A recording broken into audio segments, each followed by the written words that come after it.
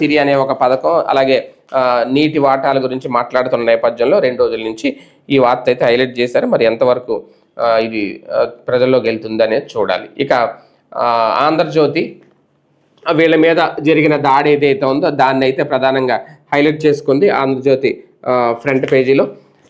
బూతు నేతల రోత గోల, వైసీపీ యాగి, హైదరాబాద్ ఏబిఎన్ ఆంధ్రజ్యోతి ప్రధాన కార్యాలయంపై దాడికి యత్నం. ఇక్కడ వీళ్ళు రాసుకొచ్చింది ఏంటంటే ప్రధానంగా భువనేశ్వరిని దూషించి లేని వివాదాన్ని సృష్టించి రాద్ధాంతం చేస్తున్న ఇదే వైసీపీ నేతలు అధికారంలో ఉండగా చేసిందేంటి? శాసనసభలోనే చంద్రబాబు సతీమణి భువనేశ్వర్ని అవమానించేలా మాట్లాడలేదా? ఇది భరించలేక చంద్రబాబు ఇది కౌరవ సభలా మారింది, గౌరవ సభలోనే అడుగు పెడతా అని ప్రతిజ్ఞ చేసి బయటికి నడిచారు. విలేకరుల సమావేశంలో ఇదే అంశం ప్రస్తావనకు వచ్చినప్పుడు తన రాజకీయ జీవిత చరిత్రలోనే ఎన్నడూ లేని విధంగా వెక్కి వెక్కి ఏడ్చారు. నిజానికి అప్పటిదాకా భువనేశ్వర్ ఎప్పుడు రాజకీయ వేదికలపై కనిపించింది లేదు, రాజకీయాల గురించి మాట్లాడింది లేదు. అయినా వైసీపీ నేతలు లోకేష్ని గేలి చేసేందుకు ఆయన తల్లిని అవమానించి అలా మాట్లాడారు. ఇది వారి చరిత్ర.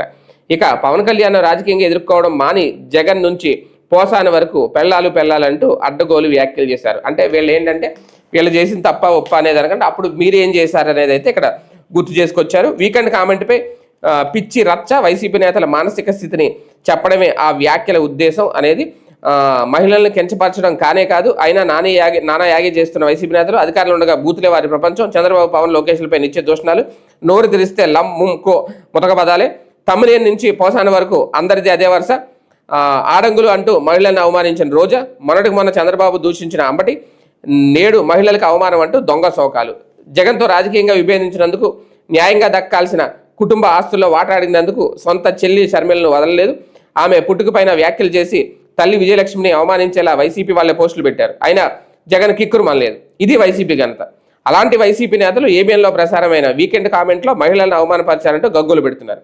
బూతులపై పేటెంట్ తీసుకున్న ఆ పార్టీ నేతలను ఆందోళన చేస్తూ ధర్నాలకు పిలుపునిస్తున్నారు. ఇది అంటే వాళ్ళు ఒక్కడంటే ఏదంటారు కదా, ఒక 100 మీద జల్లుతారని. మొత్తానికి వైసీపీ మొత్తం పాత కథనాలన్నీ గతం అంతా తవ్వి మళ్ళీ రాసుకొచ్చారు. ఇక్కడ అంటే రాధాకృష్ణ గారు రాసిన దాంట్లో తప్పేం లేదు. గతంలో చేసిన తప్పులు బూతులన్నీ మీవే అంటూ నిన్న చేసిన ఉద్యమం ఏదైతే ఉందో రాష్ట్ర వ్యాప్తంగా దాన్ని నీరుగార్చే ప్రయత్నం. ఇక